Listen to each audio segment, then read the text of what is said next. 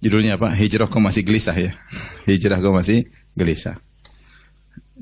Antum banyak yang masih gelisah? Tidak ya, alhamdulillah ya. Alhamdulillah. Kita fenomena yang kita lihat ya di hadapan kita, sebagian saudara-saudara kita berhijrah ya. Dan ini suatu anugerah yang besar, Allah berikan hidayah. Kemudian setelah mereka berhijrah ternyata ada dua golongan, ada yang tetap istiqomah dalam hijrahnya dan ada yang gelisah dalam hijrahnya ya.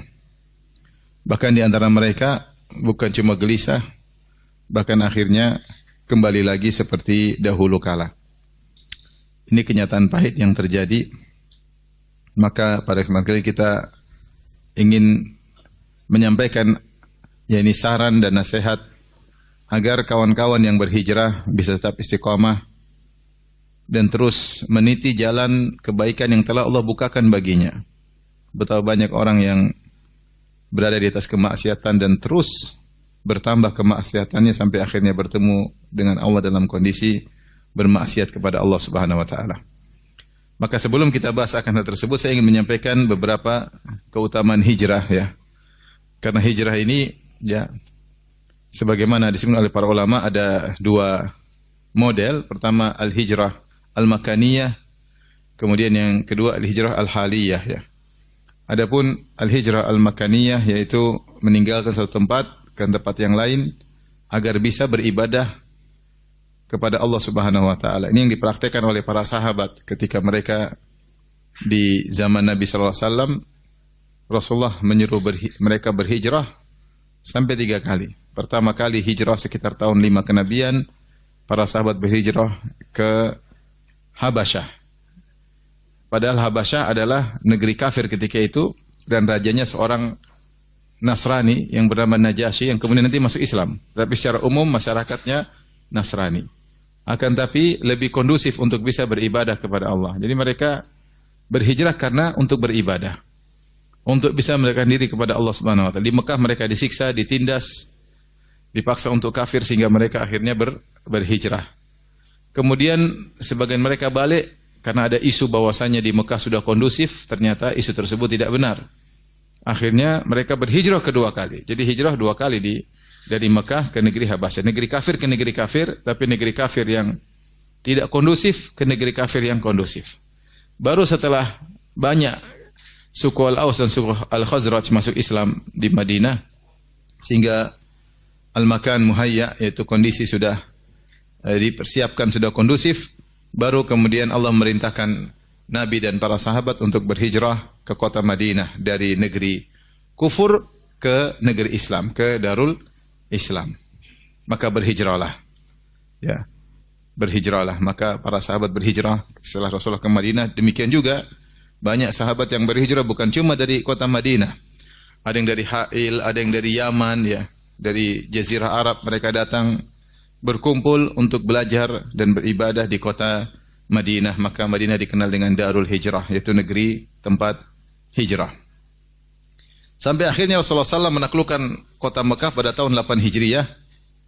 Ya, tahun 8 Hijriyah baru Rasulullah berkata, "La hijrata ba'dal fath." Tidak ada hijrah lagi setelah Fatu Makkah, karena Mekah setelah itu telah menjadi negeri Islam. Sehingga tidak perlu lagi hijrah dari Mekah karena Mekah sendiri sudah tempat kondusif untuk beribadah kepada Allah. Yang selama ini ada 360 berhala di sekitar Ka'bah, Rasulullah tidak bisa hancurkan. Rasulullah baru hancurkan pada tahun 8 Hijriah ketika beliau menaklukkan kota Mekah, maka seluruh berhala yang ada di sekitar Ka'bah berjumlah 360 Rasulullah jatuhkan semuanya. Maka setelah itu kota Mekah terus menjadi negeri Islam, bahkan ada yang ulama berkata sampai hari kiamat kota Mekah akan menjadi negeri Islam karena Rasulullah bersabda la hijrata ba'dal fath, tidak ada lagi hijrah dari Mekah. Karena Mekah akan senantiasa menjadi negeri Islam. Ini disebut dengan al-hijrah al-makaniyah. Hijrah meninggalkan suatu tempat ke tempat yang lain. Tujuannya apa jelas? Tujuannya buat apa? Untuk bisa beribadah kepada Allah. Makanya orang yang mampu untuk berhijrah tidak mau berhijrah, maka Allah tegur. Innal ladzina tawaffahumul malaikatu zalimi anfusihim qalu fima kuntum Qalu kunna mustat'afina fil ard. Qalu alam takun ardullahi wasi'atan fatuhajiru fiha. Ada sebagian orang sahabat tidak bisa berhijrah dari Mekah ke Madinah bukan karena tidak mampu, tapi ada urusan duniawi sehingga mereka tidak berhijrah. Sampai akhirnya ketika perang Badar mereka dipaksa ikut. Akhirnya di antara mereka ada yang terbunuh. Sehingga akhirnya sahabat yang sudah berhijrah kasihan sama mereka. Maka Allah turunkan ayat menyatakan bahwasanya mereka salah. Mereka tidak berhijrah dalam kondisi menzalimi diri mereka padahal mereka mampu berhijrah. Ya. Mereka berkata, "Kenapa kalian tidak berhijrah?" Kata mereka, "Kunna mustata'afina fil ard." Kami dulu dalam kondisi ditindas, dalam kondisi lemah. Maka dikatakan kepada mereka, "Alam takun ardullahi wasi'atan fatuhajiru fiha?" Bukankah bumi Allah luas kalian bisa berhijrah? Kenapa bertahan di sana? Maka ada seorang ternyata tinggal suatu tempat, dia tidak bisa beribadah. Dia mungkin tidak bisa berjilbab, ya, anak perempuan tidak bisa berjilbab, kemudian sulit untuk sholat, tidak bisa sholat Jumat. Kemudian dia bertahan di sana karena urusan duniawi, maka orang yang tercela. Kalau dia tidak bisa beribadah sama sekali atau sebagian ibadah wajib terhalangi, maka dia wajib untuk berpindah tempat. Sebagian sahabat tersebut dicela oleh Allah Subhanahu wa taala, ditegur oleh Allah Subhanahu wa taala. Karena tujuan kita diciptakan di atas muka bumi untuk beribadah. Wa ma khalaqtul jinna wal insa illa liya'budun. Tidaklah kuciptakan jin dan manusia kecuali untuk beribadah. Jika tidak bisa beribadah di suatu tempat, maka silakan pindah ke tempat yang lain untuk bisa beribadah kepada Allah Subhanahu wa taala. Dan itu yang terjadi di zaman Nabi sallallahu alaihi wasallam. Jadi hijrah pertama ke mana? Ke Habasyah, kedua ke Habasyah, ketiga ke mana? Ke kota Madinah. Nah, demikian juga itu bisa berlaku zaman sekarang.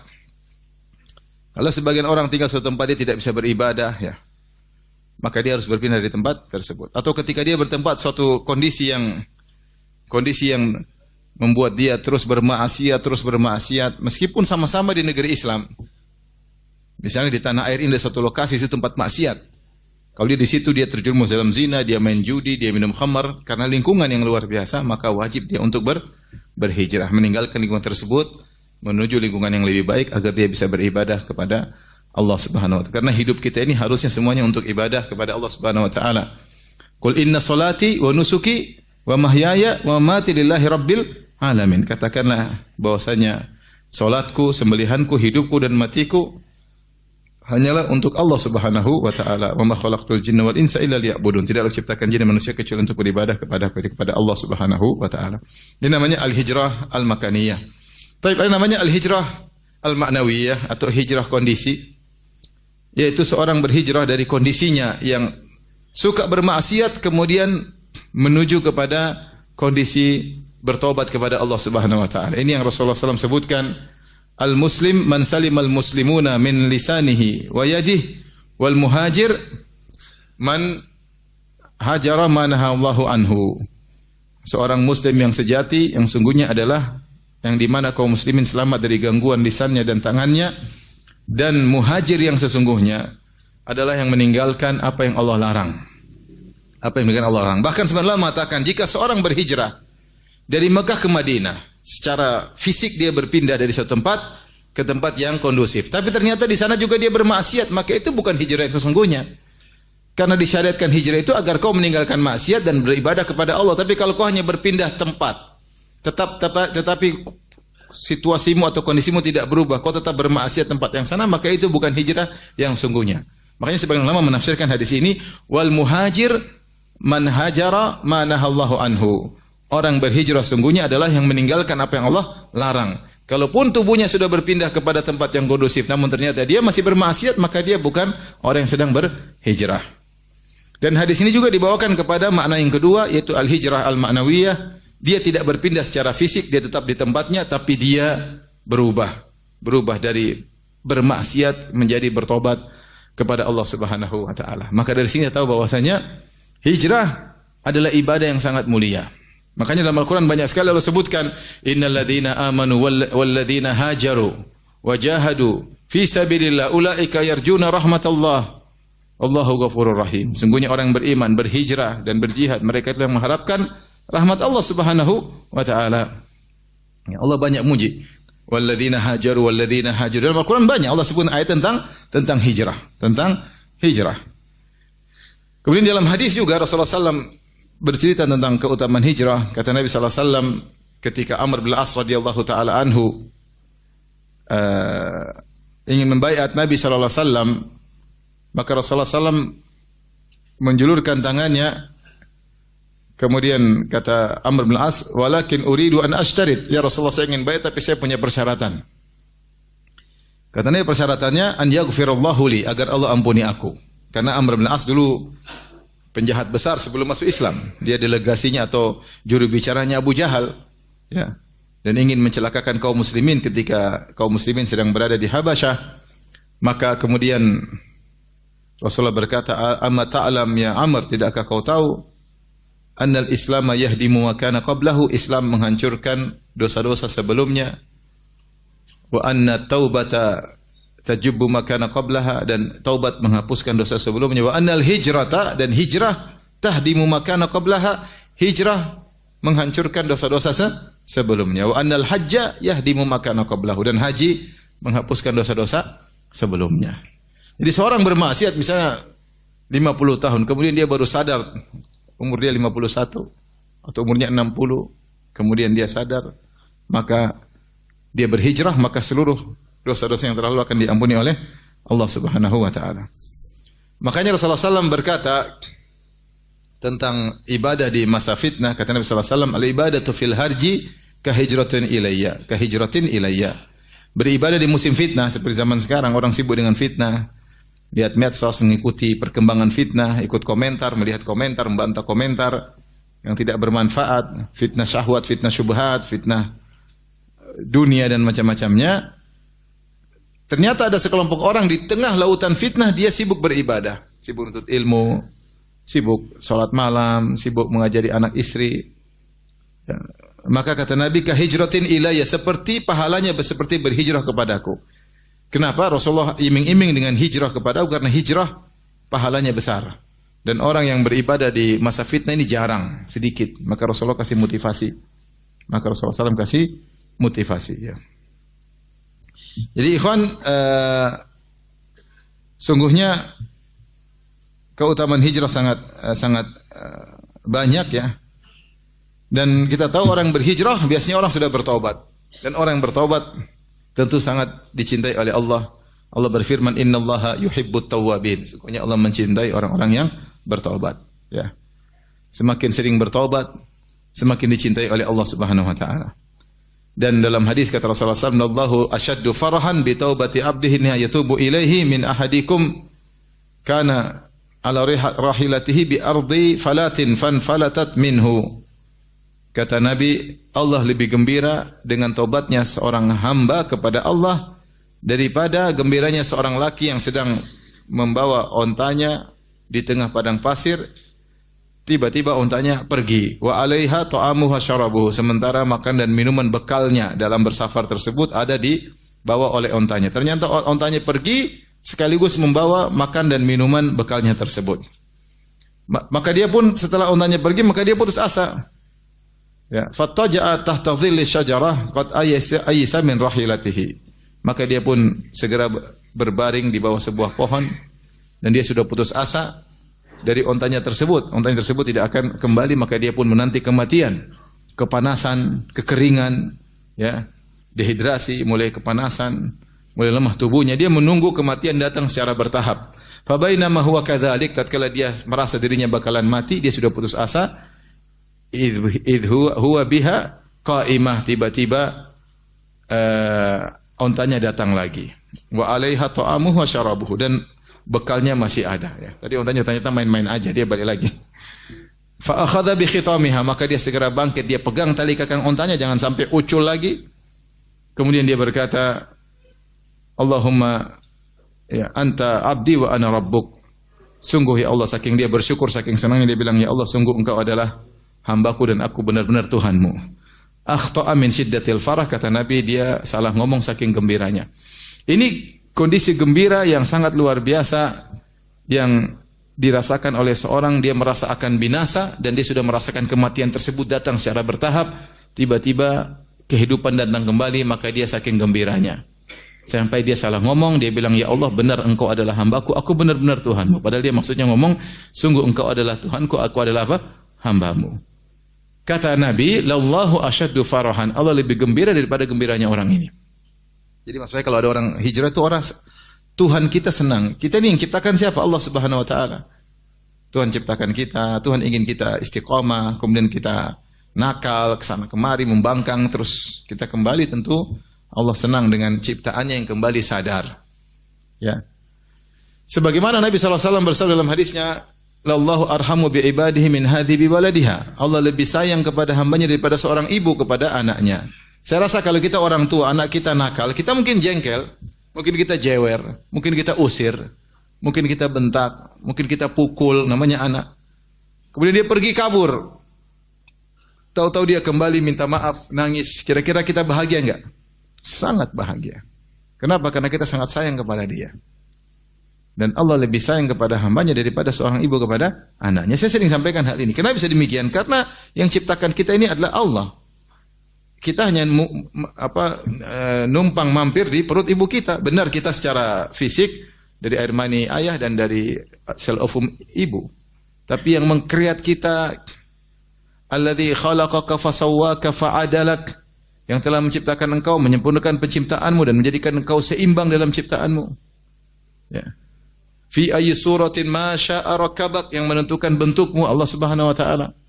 Yang berikan engkau kehidupan, meniupkan ruh kepadamu, memberikan rezeki kepadamu, Allah semuanya. Saya kasih gambar, walillahil matsul ala. Kalau kita dulu masih kecil, kita punya mainan, kita bikin mobil-mobilan dari kulit jeruk. Kita senang kan dengan ciptaan kita? Perbuatan kita, kreasi kita, senang enggak? Senang kita bikin, kita gunting sayang-sayang meskipun begitu. Nah, kita ini bukan kreasi ayah ibu kita ini hasil kreasi sang kreator. Dia siapa? Allah Subhanahu wa taala. Maka ketika kembali kepada Allah, maka Allah senang. Allah gembira karena Allah sayang kepada hambanya yang kembali. Makanya innallaha yuhibbut tawwabin. Sungguhnya Allah mencintai orang-orang yang bertobat. Semakin sering bertobat, semakin dicintai oleh Allah Subhanahu wa taala. Makanya Rasulullah berkata, "Tuba liman wajada fi sahifatihi istighfaran katsira." Sungguh beruntung seorang yang di hari kiamat kelak membuka catatan amal, dilihat banyak sekali istighfar. Nah, ini meninggalkan maksiat dan bertobat dilakukan oleh seorang yang sedang berhijrah. Hijrah secara maknawi. Dan ini yang dilakukan oleh banyak saudara kita. Tadinya praktisi riba, kemudian bertobat. Tadinya pemusik, akhirnya bertobat. Tadinya main film, artis terbuka auratnya, kemudian bertobat. Tadinya mungkin tukang joget-joget, kemudian bertobat ya. Tadinya tukang bid'ah nipu orang, akhirnya bertobat. Tadinya suka ngajak orang berbuat kesyirikan, akhirnya bertobat ya. Banyak hal. Banyak orang akhirnya hijrah. Ketika dia berhijrah, ketahuilah dia sedang menempuh jalan yang sangat dicintai oleh Allah Subhanahu wa taala. Akan tapi saya sudah katakan di awal pengajian tadi, kenyataan menunjukkan orang yang berhijrah ada dua model. Ada yang istiqomah, bahkan semakin serius dan Masya Allah. Ada yang hijrah tapi biasa-biasa saja. Ada yang semangat terus terjungkal. Semangat terus apa? Terjungkal. Ada yang hijrah gelisah. Rasanya ingin kembali lagi. Ini kisah nyata. Saya ke satu kota, kemudian saya ngobrol sama seorang. Orang ini berhijrah, dia meninggalkan riba, instansi ribawi. Kemudian setelah itu dia berusaha jualan, sales dan macam-macam. Akhirnya dia mengalami kesulitan. Orang bertobat biasanya diuji oleh Allah Subhanahu wa taala. Jangan kita Adam alaihissalam bertobat, tobatnya diterima enggak? Adam alaihissalam bertobat kepada Allah, diterima enggak? Diterima. Kata Allah Subhanahu wa taala, fataba alaih. Allah terima tobatnya. Tapi Allah turunkan di bumi. Ya enggak? Harus ada ujian yang dia hadapi. Tidak terima tobatnya kembali lagi ke surga. Enggak, Allah ada ujian untuk mengangkat derajatnya. Dengan Adam turun ke bumi semakin tinggi apa? Derajatnya, diberi ujian-ujian. Tapi dia dicoba oleh Allah, diuji. Padahal tobatnya diterima. Ya. Kata Allah, fatalaqa Adamu rabbahu, fatalaqa Adamu min rabbih kalimatin fataba alaih. Adam ketika mau bertobat dia bingung apa yang harus dia ucapkan. Pertama kali maksiat. Seumur hidup dia belum pernah maksiat, baru pertama kali. Terus yang pertama kali goda langsung iblis, bukan kroco-kroco, langsung apa? Iblis turun tangan. Ketika dia tobat dia bingung ngomong apa, maka Allah ajarkan. Qala rabbana dhalamna anfusana wa illam taghfir lana wa tarhamna lanakunanna minal khasirin. Maka fatalaqa Adamu min rabbi kalimatin. Adam terima, Allah mengajarkan cara bertobat, maka dia ucapkan doa tersebut. Rabbana dhalamna anfusana wa illam taghfir lana wa tarhamna lanakunanna minal khasirin. Ya Rabb kami, sungguhnya kami telah menzalimi diri kami. Kalau kau tidak merahmati kami dan kau tidak mengampuni kami, sungguh kami termasuk orang yang merugi. Kata Allah, fatalaqa Adamu min rabbi kalimatin fataba alaih. Allah pun ampuni Adam, tapi tetap turun ke bumi, mengalami berbagai cobaan dan penderitaan. Ya. Nah, ada orang ceritanya, dia cerita sama saya, pengalaman spiritual. Jadi dia keluar dari instansi ribawi dengan tekad luar biasa, habis ngaji, tahu bahwasanya riba adalah dosa besar. Ya, orang yang riba berarti siap diperangi oleh Allah dan Rasulnya, maka dia pun bertobat. Mulai dia berdagang, lama-lama duitnya habis, lama-lama semakin sulit hidupnya. Ketika itu dia digoncang. Ketika digoncang, lagi sulit-sulitnya, tahu-tahu bosnya yang dulu tawarin lagi, kamu nggak kembali aja. Nanti gajinya saya naikkan. Jabatan saya naikkan, karena dia prestasinya bagus. Ketika itu ada tawaran dalam kondisi susah, dia goyang. Dia goyang. Dia bilang sama istrinya, gimana Mi ini? Padahal tahu haram. Kata istrinya, coba tanya Ustadz, siapa tahu darurat. Goyang orang. Goyang. Ingin kembali lagi. Akhirnya datanglah dia, benar-benar dia tanya, siapa tahu ada solusi, siapa tahu boleh dalam kondisi seperti ini. Sudah sulit. Tanya sama Ustadz. Akhirnya Ustadz tanya, coba sebutkan hadis tentang bahaya riba. Di antara disebutkan hadis, sungguhnya siapa yang riba seperti menzinai ibu sendiri. Kata Ustadz, coba ulangi. Siapa yang mendatangi riba seperti menzinai ibu sendiri. Kau nggak ngerti hadis itu, hadisnya itu kau jinai makmu sendiri, tahu nggak? Akhirnya dia kaget, akhirnya dia tinggalkan dan sekarang dia alhamdulillah baik dalam kondisi bisa mencari ma'isyah dan bertahan di atas hijrahnya. Jadi kondisi banyak buat orang akhirnya ragu, ya, sehingga gelisah dan kembali lagi kepada masa lalunya. Ini yang mau kita bahas. Apa poin-poin yang harus kita perhatikan atau saudara-saudara kita perhatikan agar kita bisa bertahan dalam hijrah istiqamah. Karena istiqamah ini berat, ya. Taib.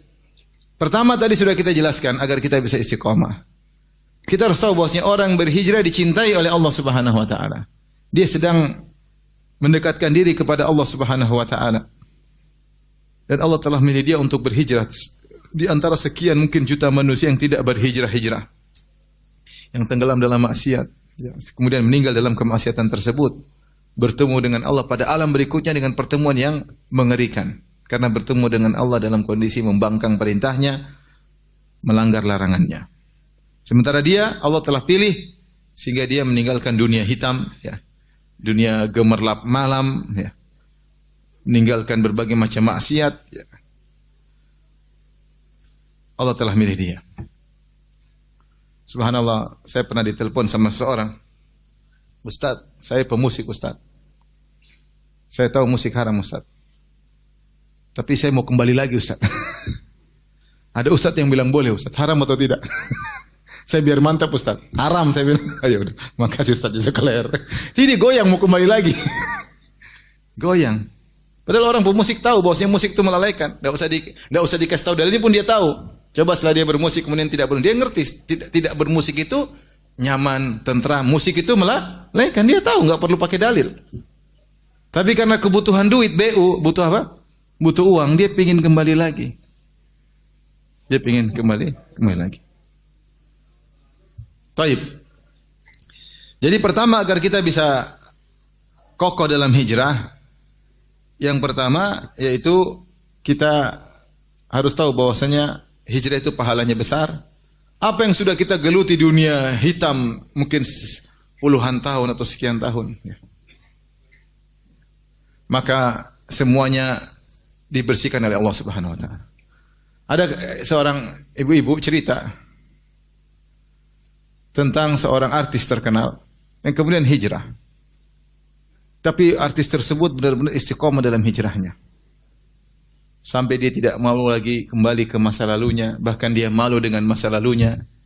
Bahkan dia pernah ketemu istri juga cerita bagaimana sedih, masih ada banyak di YouTube film-film yang pernah dia lakoni ya. Tapi tetap bertahan, bahkan dia jualan jilbab, jual sederhana, jual kalau nggak salah jual makanan juga ya. Sebagian teman-teman Masya Allah beli ya, sebagai bentuk membantu dia ya. Karena berat dari dunia mungkin gemerlap dengan kemewahan kemudian berubah menjadi hidup yang apa? Sederhana. Tapi dia bertahan. Sampai sekarang saya tahu dia bertahan. Luar biasa. Berat tapi dia bertahan karena Allah Subhanahu wa taala. Karena pahala hijrah ini pahalanya apa? Besar. Ini yang pertama. Yang kedua, seorang berhijrah agar dia bisa istiqomah, dia harus ikhlas karena Allah. Jadi hijrah bukan cuma ikut-ikutan, bukan karena trendy, ya. Bukan karena lihat ada orang hijrah kok tambah kaya, saya ingin juga kaya seperti dia. Enggak. Kamu hijrah karena kamu takut mati dalam kondisi su'ul khatimah. Kamu hijrah supaya kamu bertobat bertemu dengan Allah dalam kondisi husnul khatimah.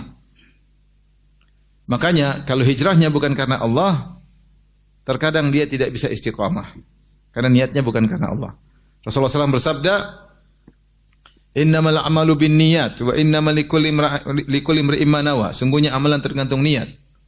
Dan setiap masing-masing mendapatkan sesuai dengan niatnya. Faman kanat hijratuhu ila Allahi wa rasulihi fa hijratuhu ila Allahi wa rasulihi. Siapa yang hijrahnya karena Allah dan Rasulnya, sungguhnya dia sedang berhijrah karena Allah dan Rasulnya. Jadi mendapatkan pahala dari Allah dan Rasulnya. Jadi ikhlas. Bukan karena riya, bukan karena duniawi. Contoh hijrah karena dunia, Rasulullah sebutkan, wa man kanat hijratuhu lidunya, ya, yusibuha lidunya yusibuha aw imra'atin yankihuha. Siapa yang berhijrah karena ingin dapat dunia atau karena ingin menikahi seorang wanita, fa hijratu ila ma hajara ilaih, maka dia akan mendapatkan sesuai dengan apa yang diinginkan. Ya, orang berhijrah terkadang bukan karena Allah tapi karena duniawi. Karena wanita ya. Hijrah apa? Supaya bisa nikahi si akhwat itu misalnya. Atau hijrah meninggalkan rokok bukan karena rokok haram tapi takut kena penyakit paru-paru. Ini namanya berhijrah karena duniawi. Dia hijrah tidak mau berzina bukan karena Allah tapi karena takut kena penyakit AIDS. Sama, ini berarti berhijrah bukan karena Allah Subhanahu wa taala. Dia berhijrah karena teman-temannya semua sudah berhijrah, tinggal dia sendirian tidak berhijrah.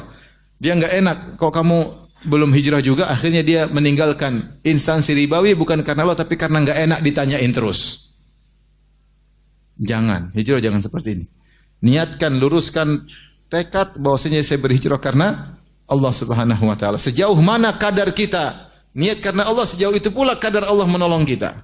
Sejauh mana kita semakin jauh dari Allah, semakin ditinggalkan oleh Allah Subhanahu wa taala. Seluruh ibadah kita harus ikhlas kepada Allah, di antara ibadah yang adalah hijrah. Hijrah. Ya, maka hijrah bukan cuma trendy ikut-ikutan, enggak, kita hijrah dengan ilmu benar-benar karena Allah Subhanahu wa taala. Ini poin kedua. Jadi pertama tadi menghadirkan pahala yang besar bagi orang yang hijrah, yang kedua tadi adalah karena Allah Subhanahu wa taala hijrahnya. Kemudian yang ketiga, ketika berhijrah, ini poin sangat penting. Tahukah hijrah? Berarti kita baru bertobat. Kalau kita bertobat, setan senantiasa mengintai. Karena dia baru berhijrah, biasa saja dikembalikan oleh setan. Setan berusaha agar kita tidak bisa move on. Caranya bagaimana? Ingatkan masa lalu, dibayangkan lagi kelezatan maksiat zaman dahulu, sehingga timbul kerenduan dia untuk bermaksiat lagi. Setan mengintai. Maka kalau ingin hijrah yang benar, agar tidak gelisah, agar bisa istiqomah, totalitas. Move on, tinggalkan semua perkara yang bisa membuat dia kembali lagi ke masa lalu. Dia harus totalitas, bukan setengah-setengah. Bukan setengah-setengah. Oleh karenanya ketika Rasulullah SAW menyebutkan tentang kisah seorang qatilul al-mi'ah, seorang pembunuh 100 nyawa. Ketika orang ini sudah bunuh 99 nyawa. Tiba-tiba dia ingin hijrah, ingin bertobat. Maka dia bertanya, fasa'ala an a'lami ahlil ard. Siapa orang yang paling berilmu di negeri dia? Maka ditunjukkanlah kepada seorang yang ahli ibadah tapi tidak punya ilmu.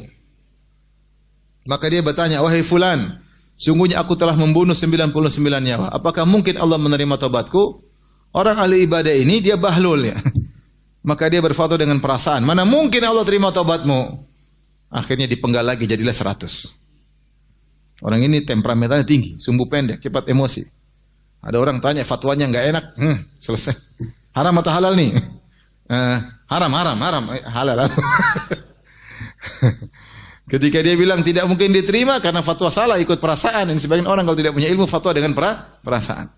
Akhirnya disembelihlah jadi 100. Dan ternyata dia masih pingin penasaran. Dia belum bertemu dengan orang yang ahli ilmu. Maka dia cari lagi.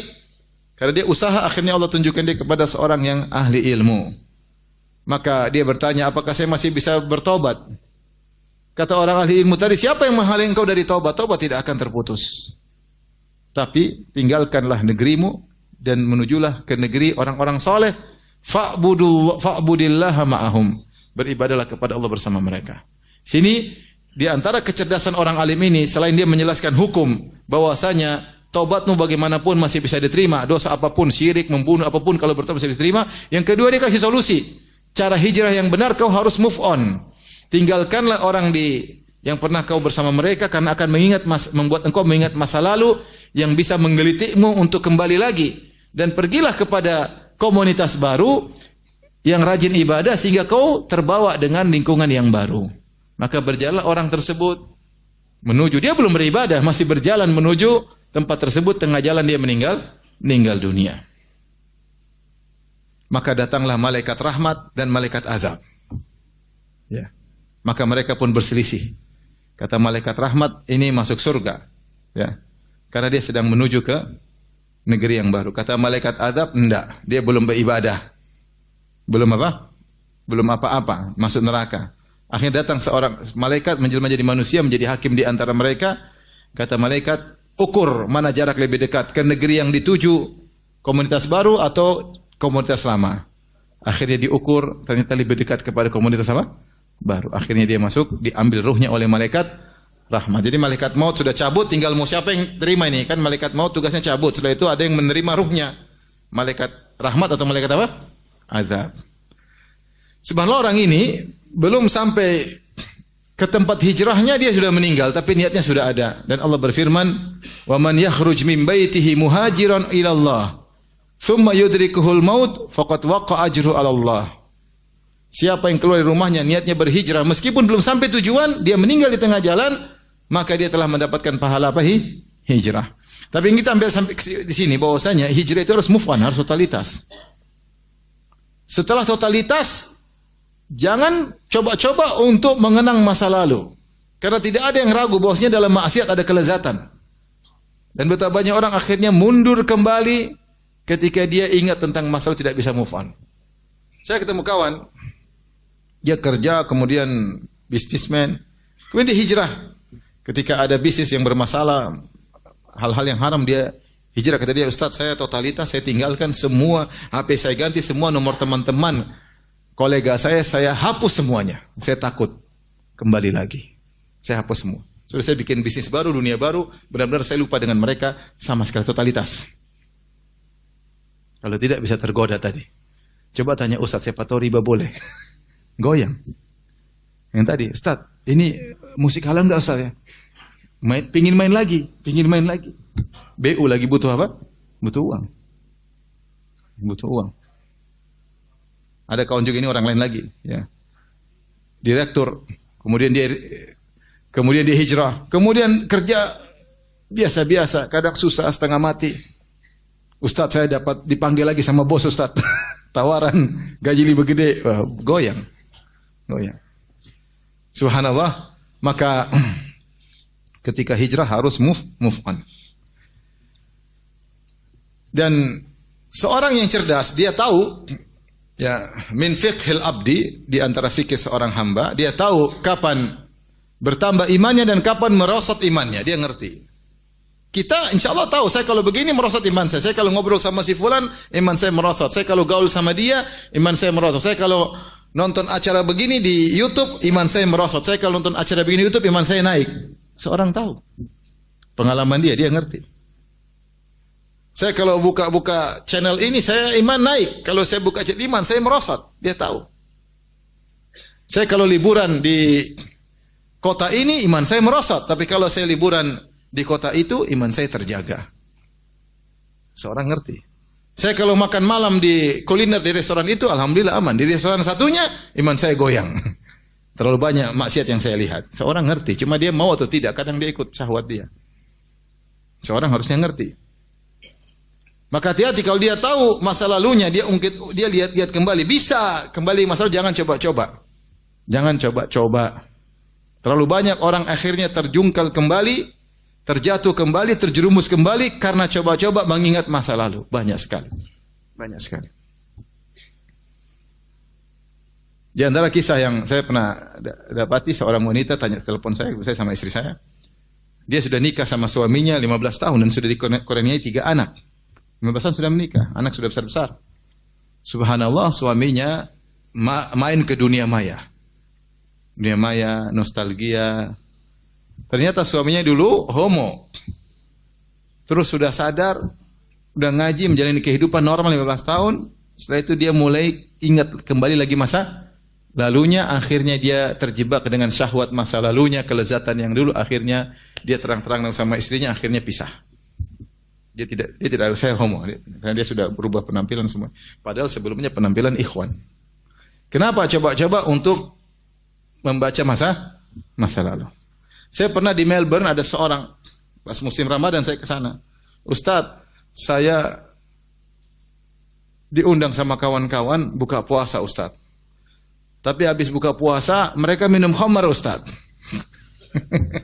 Jadi buka puasanya minum apa? Minum khamar. Ada yang buka puasa, rokok ada. Tunggu. Allahu Akbar, Allahu Akbar. Dhahabat dhama'u, wabtalatil uruku. Insyaallah. Ada yang begitu. Ada yang ternyata lebih parah, buka puasa minum apa? Minum khamar. Ini kisah nyata dia sama saya. Mungkin di negara kafir kita nggak tahu ya. Dia bilang, Ustaz, sekarang saya diundang lagi apa saya hadir? Terus gimana? Saya pernah hadir, saya minum khamar lagi Ustaz. Janganlah kalau begitu. Jadi dia pernah hadir, ternyata dia tergoda, dia minum khamar lagi. Ramadan tahun lalu. Sekarang Ramadan saya diundang lagi. Jangan. Kalau kau tahu kau pernah jatuh dalam hal tersebut, jangan ulangi lagi. Ini membuat kita gelisah, kita masih memandang ke masa lalu kita yang suram, itu masalahnya. Setan membuat kita menoleh kembali, sehingga teringat kelezatan-kelezatan maksiat masa lalu. Timbullah khayalan-khayalan, umniat, angan-angan yang tidak benar, semuanya hanyalah khayalan. Itu bukan kita pernah sengsara di masa lalu dan kita sudah merasakan kebahagiaan. Memang namanya hijrah pasti ada ujian-ujian.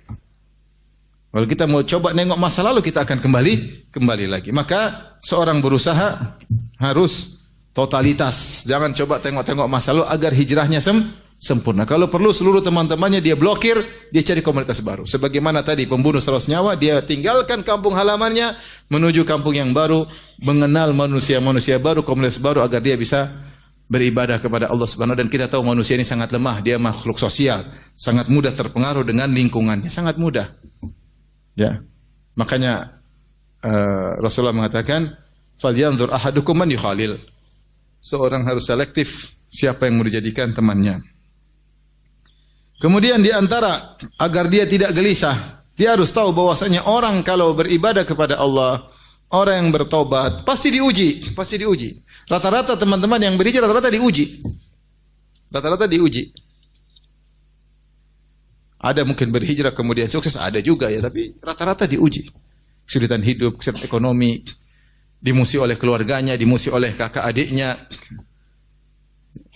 Maka dia harus tahu bahwasanya hijrah itu diuji. Para sahabat diuji. Rasulullah diuji. Mau hijrah aja setengah mati. Sampai tiba ke Madinah diserang, diperang, diuji. Ujian berat konsekuensi dari berhijrah. Sebagian sahabat mau berhijrah, mau hijrah, hartamu tinggalkan semua. Ambil tuh harta, pergi berhijrah. Lihatlah Abdurrahman bin Auf, saudagar kaya raya, pergi hijrah, duit langsung habis ludes. jadi miskin mendadak. Dia balik syirik? Enggak. Sabar. Lihatlah Abu Salamah dan Ummu Salamah serta anak mereka Salamah ketika hendak berhijrah. Mau berhijrah dipisahkan. Abu Salamah suruh hijrah, kemudian Salamah ditarik anaknya sampai lepas tangannya. Ummu Salamah tidak boleh berhijrah sama kerabatnya. Kerabatnya semuanya musyrik, akhirnya ditahan. Sampai dia setiap hari menangis sampai setahun penuh atau hampir setahun, baru kemudian diizinkan untuk berhijrah. Sabar. Hijrah pasti ada ujiannya. Karena Anda sedang menempuh suatu ibadah yang sangat mulia. Maka ujian pasti berat dan makanya kita harus bertekad. Berdoa kepada Allah agar istiqamah. Ini sangat penting. Sudah berhijrah, ya Allah, kuatkanlah hatiku, kuatkanlah imanku. Berdoa minta kepada Allah Subhanahu wa taala agar kokoh setelah berhijrah, tidak goyang-goyang lagi. Dan saya katakan tadi, Nabi Adam alaihissalam bertobat, diampuni oleh Allah tidak? Diampuni. Tetapi dia tetap diberi ujian, Kita pikir di antara hikmah, saya kadang-kadang lihat benar ada teman berhijrah, dia dulu hancur kacau semua. Setelah dia berhijrah, Allah berikan dia musibah terus. Tapi saya bilang saya husnudzon. Tapi dia sabar. Ini untuk mungkin menghapus masa lalunya. Dulu terlalu parah dulu. Terlalu parah. Allah kasih musibah. Tapi dia sabar. Sabar, tetap beribadah, tetap ngaji. Ya, hidup sudah susah, tapi dia bersabar. Bisa jadi dalam rangka untuk menghapuskan masa lalu yang penuh dengan kezaliman. Bisa jadi. Ada orang masa lalu zalim sama orang. Zalim sama orang. Ngambil harta orang, nipu orang. Orang di alam hitam luar biasa ya, dalam kegelapan luar biasa. Ketika dia berhijrah, Allah punya cara yang terbaik buat dia. Ya. Maka dia harus memposisikan diri siap menghadapi apa? Ujian. Siap menghadapi ujian. Kemudian sebagaimana Nabi dan para sahabat diuji. Kemudian di antara yang harus dia yakini agar dia kokoh ketika berhijrah, Rasulullah bersabda dalam satu hadis yang maknanya, "Man taraka syai'an lillah awadahullahu khairan minhu." Siapa yang meninggalkan suatu karena Allah, maka Allah akan ganti dengan lebih baik. Siapa yang meninggalkan suatu karena Allah, maka Allah akan gantikan dengan lebih baik. Dan contohnya dalam Al-Qur'an banyak, dalam hadis juga banyak. Meninggalkan suatu karena Allah Subhanahu wa taala. Di antara disebutkan Nabi Sulaiman alaihissalam. Nabi Sulaiman ketika ud'irada alaihi fil ashiyyi safinatul jiyad ya. Ketika Nabi Sulaiman di sore hari diperlihatkan kuda-kuda yang kuat berlari ya. Akhirnya dia asyik nonton pameran kuda, dia tidak sempat, ada yang mengatakan tidak sempat salat asar, ada yang mengatakan tidak sempat zikir petang. Hatta tawarat bil hijab, sampai matahari tenggelam. Dia kaget, ya Allah, matahari tenggelam, tidak sempat zikir petang atau tidak sempat salat asar sebagaimana sebagian ulama. Dia tahu dia salah karena lalai, karena keasyikan nonton kuda yang lari cepat. Safinatul jiyad, kuda yang indah. Apalagi kuda tersebut kalau sudah, kuda kakinya berapa? 4 atau 3? Nah, kuda kakinya berapa? Kuda Semarang kakinya berapa? 4. Tapi kuda tersebut kalau sudah angkat satu kaki, dia lagi gaya, keren banget. Kuda itu kalau lagi angkat kaki satu, keren. Kalau kita angkat kaki satu, lucu ya. Tapi kalau kuda, dia lagi berdiri, satu kakinya diangkat, dia lipat, keren banget. Indah terlihat ya. Indah terlihat. Nah, Nabi Sulaiman AS terpesona dengan kuda-kuda tersebut, sampai mati tenggelam, dia lupa zikir. Dia mengatakan, rudduha alayya, kembalikan kuda-kuda tersebut. Fatafiqa massan bisuqi wal a'naq, maka dia sembelih kuda-kuda tersebut. Kuda-kuda tersebut membuat dia lalai untuk ingat Allah Subhanahu wa taala ya. Allah ganti apa?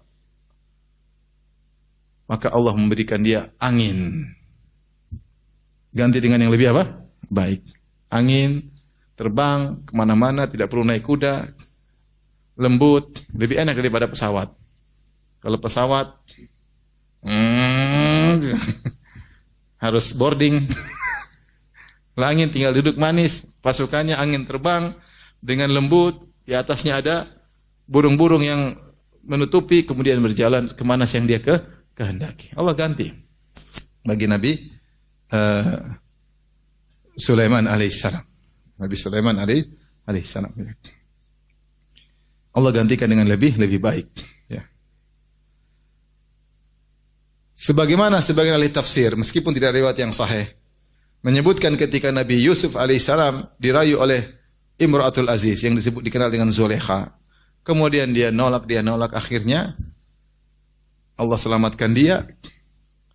Dia meninggal satu karena Allah Subhanahu wa taala. Akhirnya sebagian ahli tafsir menyebutkan Israiliyah tapi tidak ada dalilnya, cuma sekedar ahli tafsir nyebutin. Setelah itu kemudian suami Zulaikha meninggal, akhirnya sang raja memberikan posisi kepada Nabi Yusuf sebagaimana posisi suaminya sang Zulaikha. Kemudian bagaimana kalau kau nikahi wanita tersebut yang sangat cantik jelita? Akhirnya ketemu lagi dengan siapa? Zulaikha. Kemudian Zulaikha kata Nabi Yusuf, kan begini bagus. Tidak seperti waktu itu haram. Kalau ini apa? Halal. Allah ganti dengan yang lebih baik dengan cara yang apa? Yang halal. Ya. Kalau dulu berzina, zina dengan istri orang, tidak benar semuanya. Ya, meskipun riwayatnya tidak ada riwayat yang sahih, tapi sekedar contoh ya. Kalau kita bilang sesuatu karena Allah akan ganti dengan lebih baik. Ya. Taib, ini harus kita yakini hadis ini. Dan betapa banyak orang ya ketika dia yakin Allah ganti dengan lebih baik. Saya pernah ketemu seorang, saya pulang haji ketemu dengan dia. Dia bilang, Ustaz saya penjual tembakau, kebun saya luas. Saya sadar gara-gara nonton video Ustaz, rokok itu haram. Pokoknya saya terima aja lah, saya tidak protes. Langsung habis itu saya benar-benar totalitas, saya buyar, tidak ada lagi dagang tembakau, saya dagang yang lain. Alhamdulillah sekarang saya hampir tiap tahun haji. Subhanallah. Allah ganti dengan dagangan yang lebih lebih baik ya. Taib, yang perlu kita yakini, baik tersebut tidak mesti ekonomi lebih baik, tidak mesti. Bisa jadi Allah ganti yang lebih baik maksudnya kebahagiaanmu, kau lebih bahagia meskipun ekonomi pas-pasan, meskipun ekonomi agak susah. Allah tahu yang terbaik bagi kita. Tapi yakinlah kalau kita ikhlas karena Allah, Allah pasti ganti dengan yang lebih baik, tidak mesti ekonomi kita. Bisa jadi kebaikan dari rezeki yang lain berupa keimanan, berupa kesabaran, berupa rajin untuk ibadah. Dibandingkan kita ingat tentang masa lalu kita yang kemudian hanya foya-foya, hanya buang-buang umur, hanya maksiat, tiap hari menghabiskan umur untuk maksiat yang kalau dibuka catatan amal kita sangat malu sekali kalau diperlihatkan pada hari kiamat kelak ketika kita bertemu dengan Allah. Sekarang diganti dengan banyak kebaikan. Tapi banyak orang-orang secara ekonomi juga diganti lebih baik. Saya juga ketemu kemarin seorang beberapa waktu ya ngisi, kemudian dia bilang, Ustaz saya pengen cerita spiritual saya. Silakan. Ceritanya dia kerja suatu perusahaan dan gajinya cukup besar. Kemudian dia ngaji, dia tahu riba itu hukumnya apa? Haram. Maka dia hentikan kerjaannya tersebut. Ketika dia berhenti dari kerjaan, Allah kasih dia sakit. Dia sakit. Sampai dia sakit, dia tidak bisa beraktivitas. Saya lupa sakitnya apa. Dia susah sampai dia cuma bisa baca Quran. Dia cuma bisa baca Quran. Selain itu dia nggak bisa. Ketika dia baca Quran, dia bertemu dengan ayat-ayat yang memberikan dia semangat untuk keimanan. Akhirnya dia pun sembuh dan dia tetap bertekad tidak mau riba. Dia bilang sama istrinya, barang yang kita punya kita jual. Kita jualan aja, dagang. Kalau kita nggak berhasil, kita pulang kampung. Sudah nggak usah di Jakarta, pulang kampung. Pokoknya kita totalitas. Dagang, gagal, dagang lagi gagal. Kemudian tabungan semakin habis. Subhanallah, di akhir dia sukses. Belum sampai dia bilang saya baru sadar, dia belum ada 2 tahun. Sekarang udah punya rumah gede, rumah besar, mobil Alphard, Masya Allah. Belum sampai 2 tahun. Ya tidak semua orang hijrah seperti itu. Bilang, Ustaz, saya dulu jual, sekarang saya jual donat, Ustaz. Nah, apa-apa. Yang penting Allah akan ganti dengan lebih baik. Kalau tidak diganti dunia, diganti di mana? Di akhirat. Tapi pasti kau akan merasakan ketenangan daripada maksiat. Kemudian orang yang berhijrah, yang perlu, ada hal-hal yang perlu diperhatikan ya. Di antaranya, hendaknya dia belajar. Hijrah itu perlu belajar. Makanya ketika Rasulullah SAW ditanya tentang Ma'danil Arab, yaitu mana kabilah Arab yang terbaik, maka Rasulullah SAW berkata, khiyarukum fil jahiliyah, khiyarukum fil islami idza faquhu. Kata Nabi SAW, sebaik-baik kalian ketika jahiliyah. Jahiliyah kalian dulu sebelum datang Islam, di antara ada yang baik, ada yang kurang baik. Ada yang kabilahnya hebat, ada yang jagoan, ada yang dermawan. Tapi kalian tidak ada yang kenal Islam. Nah, ketika Islam datang, kalian pun yang terbaik di zaman jahiliyah akan menjadi juga terbaik ketika Islam dengan syarat idza faquhu, kalau faqih, kalau belajar. Maka hijrah itu ya orang berusaha untuk belajar. Jangan hijrah-hijrah doang, belajar yang serius. Ya, belajar yang serius, belajar yang benar. Jangan cuma hijrah, cuma senang-senang, cuma pingin dekat ustaz, tapi dia tidak belajar. Ya. Akhirnya hijrah tapi ria, pamer. Jangan. Hijrah yang serius, ikhlas karena Allah. Kita sekarang mulai dari nol, banyak hal yang harus kita perbaiki. Sebagian orang hijrah tapi dia ingin tampil juga. Dia sudah, karena dia dulu terkenal, dia ingin setelah hijrah tetap terkenal. Hijrah belajar. Berarti kalau kau tetap aja ingin eksis sebagaimana sebelum hijrah, kau tidak totalitas. Tapi hijrahmu karena duniawi, masih ragu-ragu. Demikian juga kita dai, kalau ada hijrah jangan juga kita kemudian buat dia, nanti dia imannya nggak kuat. Kalau kita dai jangan orang kita pamerkan dia, kasihan dia juga kadang-kadang nggak kuat, kemudian ria, dia ujub, kan kasihan. Kita suruh belajar. Nggak usah dia harus selalu tampil. Memang sebelum hijrah suka tampil, setelah hijrah pun kita tampilkan. Kasihan dia.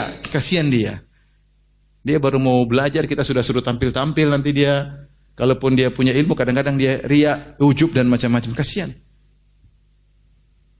Kita ingin ajar dia, kamu hijrah karena Allah, belajar yang benar. Tapi kita perhatikan.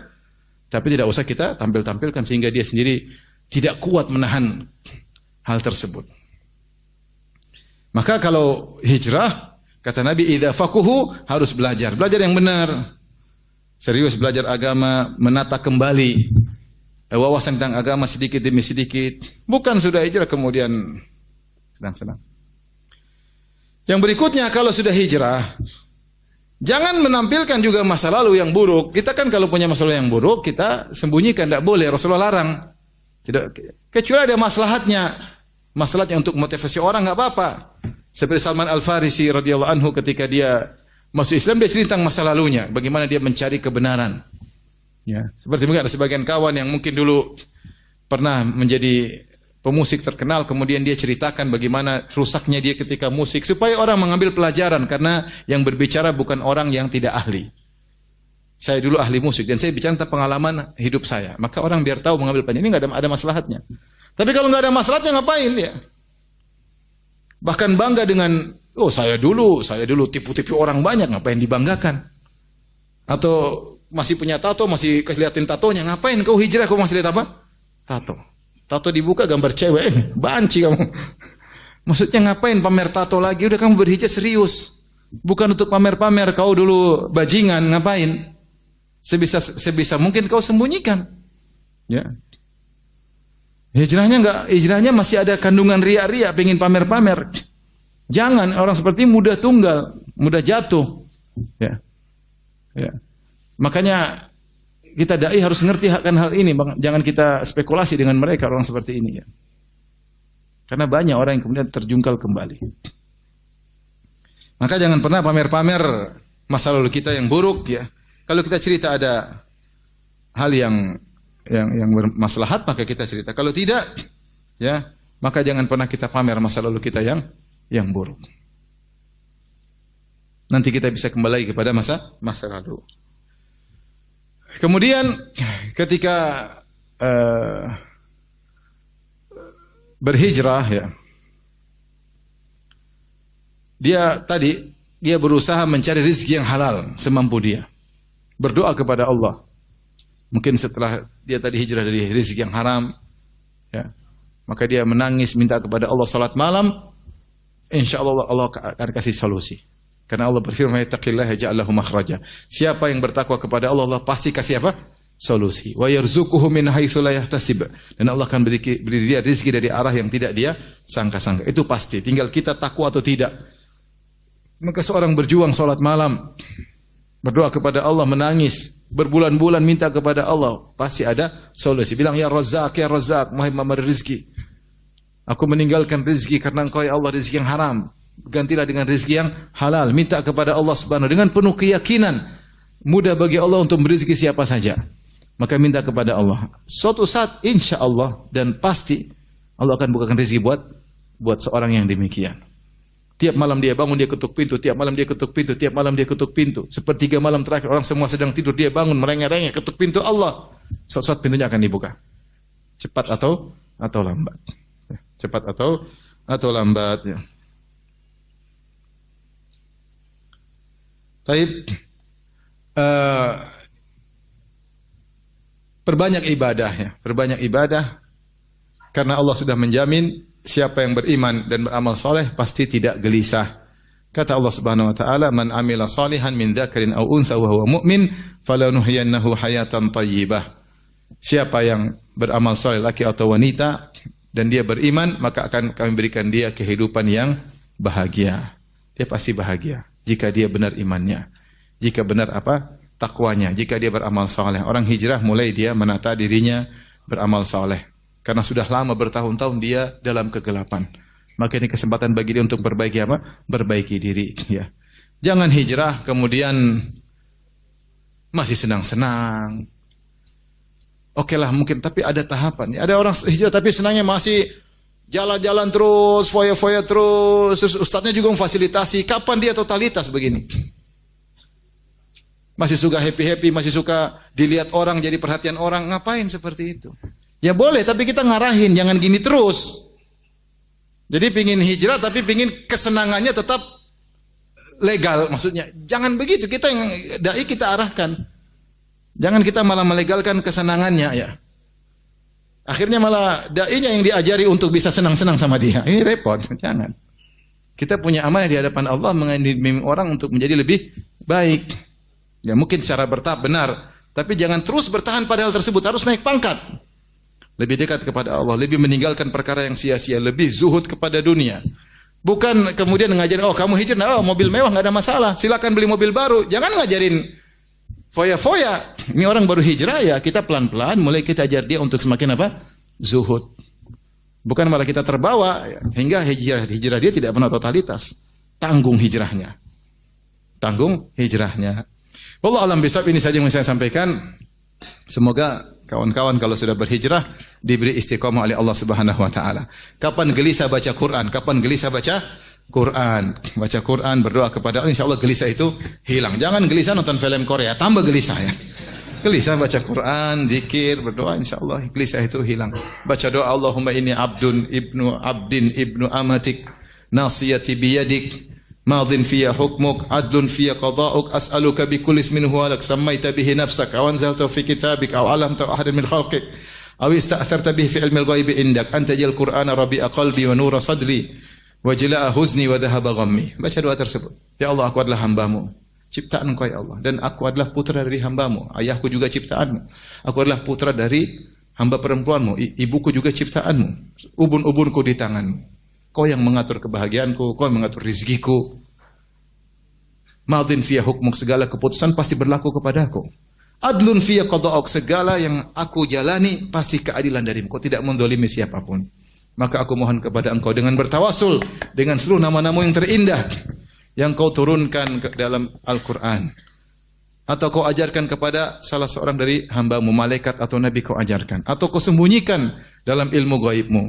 Aku bertawasul dengan nama-Namu yang indah semuanya tersebut, agar Kau menjadikan Al-Quran adalah penyejuk hatiku, cahaya bagi dadaku, penghilang kegelisahanku, dan penghilang kesedihanku. InsyaAllah hilang.